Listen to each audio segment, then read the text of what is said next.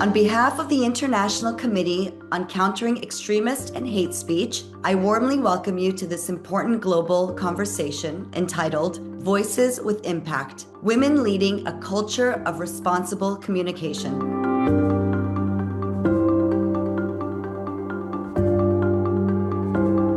Think for a moment about the challenges we face today.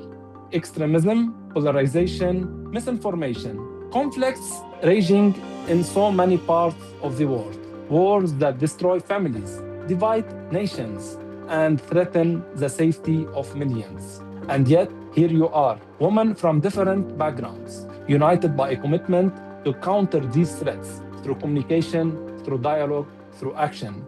That is the power of our voices. That is the responsibility we embrace. Your voice is not just heard, it inspires, it influences, it transforms. And in your leadership, you remind us all that communication is more than a skill, it is a responsibility, a calling, and sometimes a lifeline. The words we choose, the narratives we amplify, the messages we send as policymakers, they can all influence not only public opinion, but they also influence the social stability and even peace.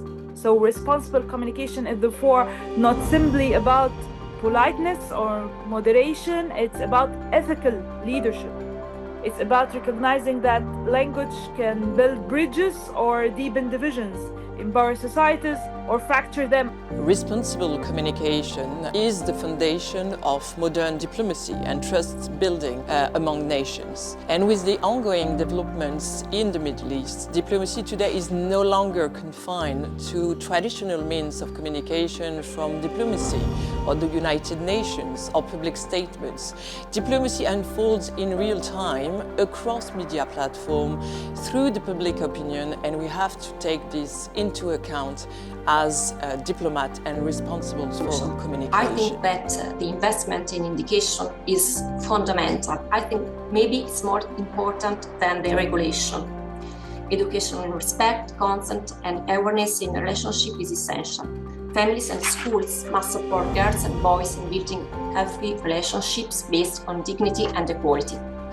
This is not a battle that concerns only women. It is a responsibility that involves society as a whole. As women leaders, I think we not only participate in this public discourse, but we must continue to become the shapers of the narrative, defenders of democratic values, and builders of trust in societies that are facing polarization, disinformation, and extremism. From Africa to Europe and beyond, the question before us today is not simply how we communicate more, but rather it is how we communicate responsibly in a way that strengthens democracy, social cohesion, and peace. Dehumanizing language deprives an individual of human qualities. The worst atrocities become normalized, violations increasingly tolerated. More than ever, we need responsible communication, we need empathy, and we need the courage to fight for this. Across the world, women are reviewing the fabric of public conversation with balance and moderation. Countless these women, mothers, daughters, activists, survivors, many immense wisdom born of resilience. We must support the women that are not in many societies have the same opportunities that we all women have. And right now, the rhetoric around nuclear weapons is becoming more dangerous than it has been in the 80 years since these weapons were invented. The threats to use nuclear weapons made by a small handful of leaders put everything we love and treasure at risk. And so how we talk about this, how the words are used is really necessary, and we have to be very careful and very clear. And we also have to make sure that we're very transparent in what it is exactly that these mean, because facts matter. At ICCEHS, we analyze the anatomy of division We dissect the words that dehumanize and the narratives that radicalize. In this work, we have learned a fundamental truth. The opposite of hate speech is not simply free speech, but the opposite of hate speech is responsible speech, responsible communication.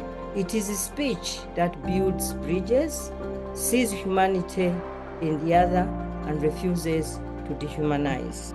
So looking ahead, addressing online hate requires coordinated action, as we've heard, across technology, policy, education, communities, combining ethical AI, victim-centered responses, and stronger collaboration across sectors.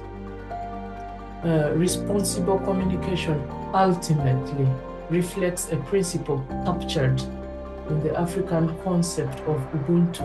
I'm sure you've heard about this. I am because we are.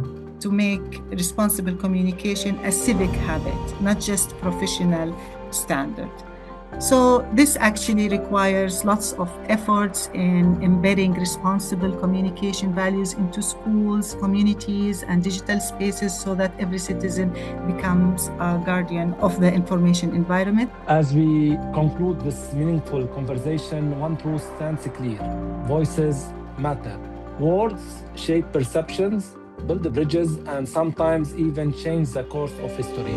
Today, in a world marked by conflicts, divisions, and the ongoing tragedies we witness in many regions, including the Middle East, we are reminded that responsible communication is not a luxury, it's a necessity.